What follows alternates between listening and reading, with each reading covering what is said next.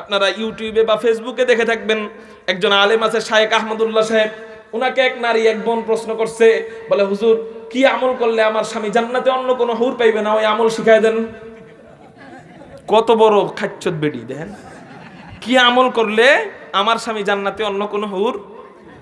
এখন এই কথাটা অধিকাংশ দ্বীনী বোনদের ভিতরে বিদ্যমান, এই প্রশ্নটা, হুজুর কি আমল করলে হুজুর জান্নাতে আমার জামাই যেন অন্য বউ না পায়। এটা বাহ্যিকভাবে করুক আর না করুক, স্বামীরে প্রথম রাতেই অধিকাংশ বন্ধু বান্ধব থেকে আমি শুনছি, দোস্ত আহবাব থেকে আমি শুনছি, প্রথম রাতেই কয় টাচ করবেন না। কেন? আগে কোন জান্নাতের মানে ব্ল্যাকমেইলের মতো, ইমোশনাল ব্ল্যাকমেইল।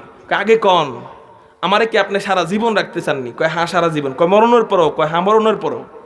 এবার কয় জান্নাতেও? কয় হ্যাঁ জান্নাতেও। আমারে স্যার আর কেউ রে? কয় না, এটা তো কল্পনাও করা যায় না। কয় জান্নাতে তাহলে অন্য হুরগও কিন্তু সরাই দিতে হইব, এখন বেড়ায় পড়ে বিপদে।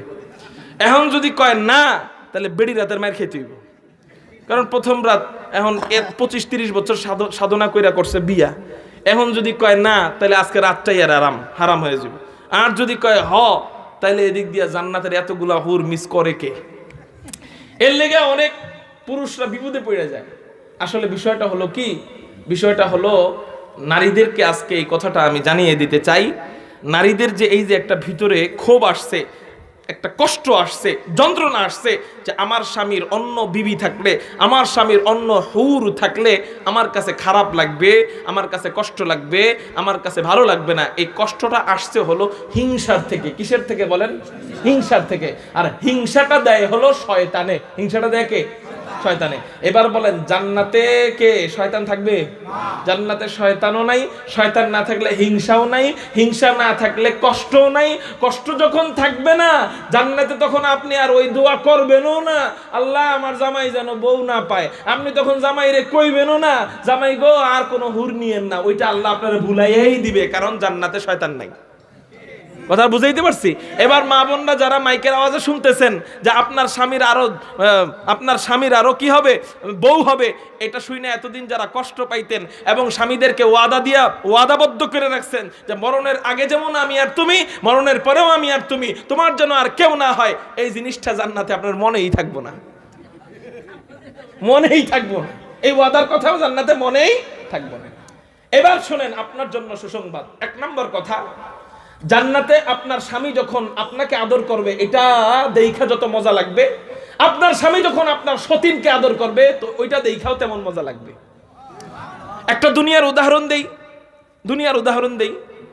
আমার এক দোস্ত খেলার প্রতি অনেক নেশা। যদি কোনো খেলা হইতো টিভিতে, দাঁড়ায় দাঁড়ায় ও দেখতো, 1 ঘন্টা 1.5 ঘন্টা 2 ঘন্টা পার হয়ে যাইত। আমি খেলার মজাই বুঝলাম না যে কি মজা, মানে দেখার মধ্যে ওরা মজা পায়, আমি খেলার মধ্যে মজা পাই নাই। আমি এত পিটানোর চেষ্টা করছি, বলও ধরতে পারি না, আর এটার মধ্যে মজাও যে কি এটা আমি বুঝি না। একটা বাড়ি নেলে দিল, এই বাড়ি আপনার একটা লাঠি নিয়ে গাছের মধ্যে দেখতে একই মজা, তো আমি মজা পাই না। যাই হোক, আমার কিছু দোস্তরা মজা পায়, তো খেলার মধ্যেও মজা পায়। দাঁড়ায় দাঁড়ায় 5 মিনিট নামাজ পড়তে পারে না, অথচ দাঁড়ায় দাঁড়ায় 2 ঘন্টা খেলা দেখে। মজা না পাইলেই দেখছে, মজা না পাইলেই দাঁড়ায় রয়েছে।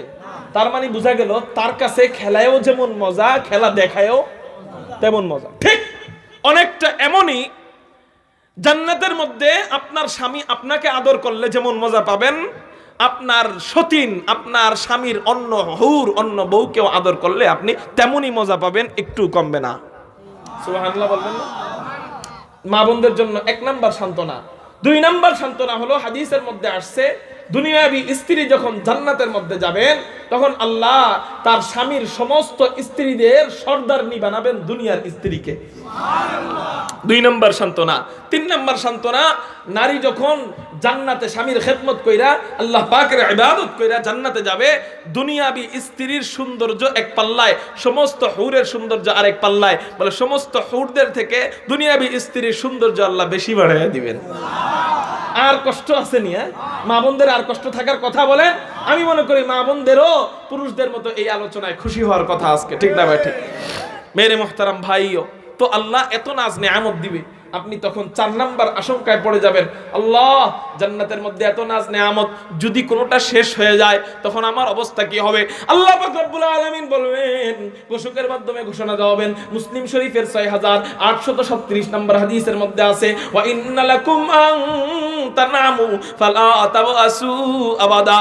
ও জান্নাতীরা, তোমরা যারা জান্নাতের মধ্যে আসছো, আদি অনন্তকাল, আদি অনন্তকাল, আদি অনন্তকাল তোমরা জান্নাতের মধ্যে এই সমস্ত নেয়ামত ভোগ করবা, বরং বাড়তেই থাকবে নেয়ামত, বাড়তেই থাকবে নেয়ামত, বাড়তেই থাকবে নেয়ামত। এই নেয়ামত জীবনেও আর কমবে না।